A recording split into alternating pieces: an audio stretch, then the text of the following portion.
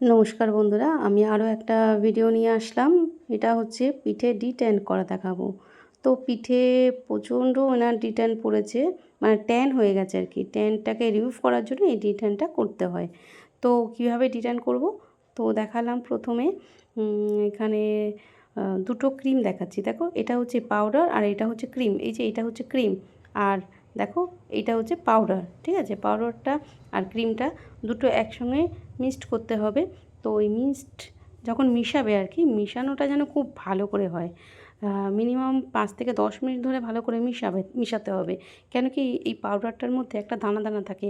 ওই দানা দানাটা যেন পুরোটাই একদম ক্রিমের মতো মিশে যায়, যেন একটুও দানা না থাকে। দানা যেখানে যেখানে থাকবে তো সেই জায়গাগুলো কী হবে, একটু কালো কালো স্পট পড়তে পারে, কিংবা লাল হতে পারে, বা রাগ মানে জ্বালা জ্বালা করতে পারে। সেই জন্য যত সুন্দর ভালো করে মেশাবে তত ভালো কাজটা হবে। ঠিক আছে, তোমার ভালো করে মেশানো, দেখো ওটা ফুলে কতটা হয়ে গেছে। ঠিক আছে, এরকম ফুলে যাবে মেশানোর পরে। তো তারপর আমরা পিঠেটাকে অ্যাপ্লাই করব। দেখো এইভাবে, এটা আমি হাত দিয়ে, অনেকে ব্রাশ দিয়ে করে, তো আমি মনে করি হাত দিয়ে করি, কারণ হাত দিয়ে করলে ওনার লাগে কম। ব্রাশ দিয়ে করা অনেকে পছন্দ করে না, হাতে একটা সফট ভাব থাকে, তো সেই জন্য আমি হাত দিয়েই করি।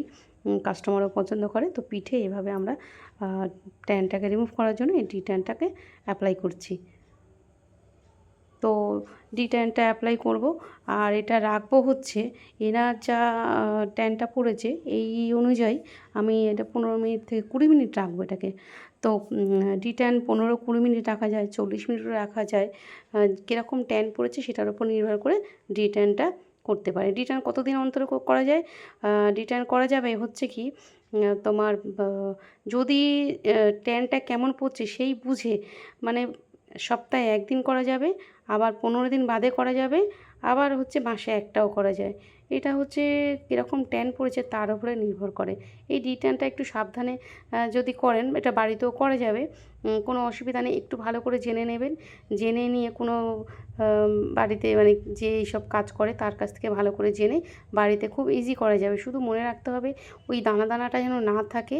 আর অ্যাপ্লাইটা যখন করবেন বাড়িতে, তো বাড়িতে যদি এটা করতে চায়, ওটা 5 থেকে 10 মিনিট রেখে রিমুভ করা উচিত। দেখো আমি রিমুভ কীভাবে করছি। তো এইভাবে আমি রিমুভ করছি।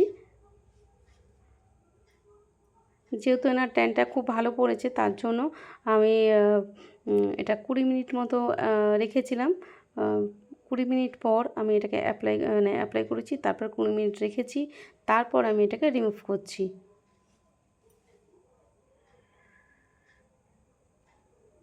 এরপর আমি একটা টিস্যুর সাহায্যে এইটা যেটুকুনি আছে সেটাকে আমি ভালো করে ক্লিন করে নেব। দেখো, এটা এরপর ক্লিন করতে হবে। শুধু ক্লিন করলে হবে না, মানে ক্লিন করার পরে আমি আরও কিছু আছে সেটা অ্যাপ্লাই করব। এনার আমি পিঠটা দেখালাম, এনার দুটো হাতে ডিট্যানটা হয়েছে, মানে ডিট্যান করা হয়েছে হাতে এবং পিঠে। তো পিঠটা আমি দেখালাম, পিঠে দেখেছো কালচে কালচে এরকম দাগটা, এইটা আমি এখন পুরোটাই মানে অনেকটা উঠে গেছে। আগে আরও অনেক ছিল, পুরোটাই কালো মতো ছিল, এখন দুদিকে রয়েছে একটু, দেখছো ছোপ ছোপ রয়েছে, তো ওটা হালকা আছে। এটা যদি উনি আর কয়েকবার করে তো ওটা পুরো রিমুভ হয়ে যাবে। তো আমি ডিট্যান তোলার পরে ক্লিন করে পরিষ্কার করে নিলাম, তারপর আমি একটা স্ক্র্যাব দেবো। এই স্ক্র্যাবটা ভালো করে, এটা প্রথমে দেখো ভালো করে টিস্যু দিয়ে পরিষ্কার করতে হবে। হ্যাঁ, তারপর আমি একটা স্ক্র্যাব দিয়ে ক্লিন করব, মানে স্ক্র্যাব করবো আর কি, ডেড সেলটা উঠবো। প্রথমে আমি ডিট্যান করলাম, ডিট্যানে কী কাজ হলো, আমার ট্যানটাকে রিমুভ করলো। ট্যানটাকে রিমুভ করার পরে আমি একটা স্ক্র্যাব দেবো, স্ক্র্যাব দিয়ে আমি ওটাকে, যে ডেড সেলটা বাকি আছে, তো ডেড সেলটাকে আমি রিমুভ করব। দেখো এটা আমি স্ক্র্যাব করছি, এভাবে স্ক্র্যাব দিয়ে এটাকে ডেড সেল তুলতে হবে। তারপর একটা ক্রিম দিয়ে মাসাজ করতে হবে, এবং তারপরে প্যাক লাগানো যাবে। প্যাক রিমুভ করার পর তারপরে তুমি একটা ময়শ্চারাইজার ইউজ করতে পারো। আমি স্ক্র্যাবও করেছি, স্ক্র্যাব করার পরে এরপর আমি ক্রিম দিয়ে মাসাজ করব।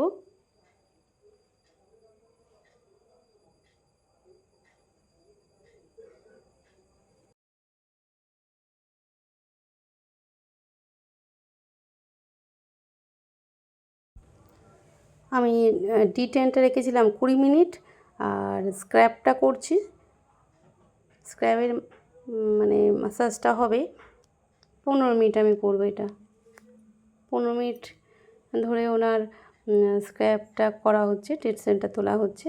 তারপর আমি ক্রিম দিয়ে মাসাজ করব। ক্রিমে যখন মাসাজ করব ওটা 20 মিনিট মতো আমার মাসাজ করতে হবে। যেহেতু আমি এটা 10 থেকে 15 মিনিট আমি স্ক্র্যাবের মাসাজটা হচ্ছে। ভালো করে আমি ডেড সেলটা তুলে দিলাম। আচ্ছা, আমার ক্যামেরাটা একটু ওদিকে হয়ে গেছে, একটুখানি বাদে, এটা একটুখানি টাইম। তারপর এই যে আস্তে আস্তে আমি ক্যামেরাটাকে সামনে নিয়ে এসেছি, তো পুরোটাই দেখাবো। এইটা আমাদের এটা হচ্ছে স্ক্র্যাব হচ্ছে। স্ক্র্যাবটা রিমুভ করার পর তারপর আমি ক্রিম দেবো। দেখো স্ক্র্যাব আমার হলো। এরপর আমি এটাকে উঠাবো, মানে এই যে স্ক্র্যাবটা ভালো করে ক্লিন করতে হবে, মানে পরিষ্কার করে নিতে হবে, নইলে স্ক্র্যাবের যে দানাটা ওটা তো মানে দানা দানা মতো থাকে, ওর ওপরে যদি আমি ক্রিম দিয়ে মাসাজ করি তাতে ওনার লাগবে। আর কিছু কিছু স্কিন ছিঁড়ে মানে কেটে কেটে মানে ছিঁড়ে ছিঁড়ে যেতে পারে, যেটা হচ্ছে হালকা লাল লাল। তো ওটা রিমুভ করলাম। স্ক্র্যাবটা ভালো করে ক্লিন করার পর তারপর আমি ক্রিম দিলাম। এবারে ক্রিমের মাসাজ হচ্ছে। এই ক্রিম দিয়ে যে মাসাজ করব এটা একটু খেয়াল রাখবে কীভাবে মাসাজটা করছি। পিঠের মাসাজ একটা খুব ভালো জিনিস, খুব আরামদায়ক। কারণ কি, পিঠের মাসাজটা যদি আমরা ঠিকঠাক করতে পারি তো কাস্টমার প্রচণ্ড রিল্যাক্স ফিল করে, এটা একটা ব্যাপার থাকে। আর দ্বিতীয় হচ্ছে মানে কাস্টমারের পক্ষেও ভালো। আর সবচেয়ে ভালো, অনেক দিন আমরা যদি খুব মানে ভালো করে মাসাজটা করতে পারি, এই মাসাজের ওপরে কি থাকে, আমাদের স্কিনটা অনেকক্ষণ গ্লো থাকে, মানে অনেক দিন গ্লো করে আর কি। আমরা যত সুন্দর ফেশিয়ালের মাসাজ করব তত সুন্দর আমাদের স্কিনে গ্লোটা আসবে। মাসাজের ওপরে অবশ্যই নির্ভর করে একটা ফেশিয়াল। এটা আমি পিঠের মাসাজ দেখাচ্ছি। দেখলেন প্রথমে কীরকমভাবে আমি ট্যান রিমুভ করলাম, ডেড সেল রিমুভ করলাম, এরপর ক্রিম দিয়ে মাসাজ হবে। এই ক্রিম দিয়ে ভালো করে খুব সুন্দর করে আমাকে চেপে চেপে মাসাজটা করতে হবে। এই ক্রিম দিয়ে মাসাজটা হচ্ছে মেন, খুব সুন্দর যদি আমরা করতে পারি তো খুব ভালো হয়। এরপর ক্রিম দিয়ে মাসাজ আমার হয়ে গেছে। ক্রিমের মাসাজ পরে দেখো এইভাবে পরিষ্কার করতে হবে ঠিকঠাক। প্রত্যেকটা জিনিস যদি আমরা প্রত্যেকটা বারে ভালো করে পরিষ্কার করতে পারি না, মানে এক একটা কাজ করবো, এক একটা কমপ্লিট করবো। যেমন ডেড সেল তোলার পরে আমি ভালো করে ক্লিন করলাম, ডিট্যানিংয়ের পরে ক্লিন করে নিলাম। এরপর আমি ক্রিম দিয়ে মাসাজ করলাম, সেটাও আমি ক্লিন করে নিলাম।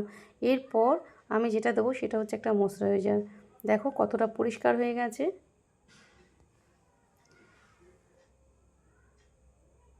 যে কোনো কাজ মন দিয়ে করতে হবে।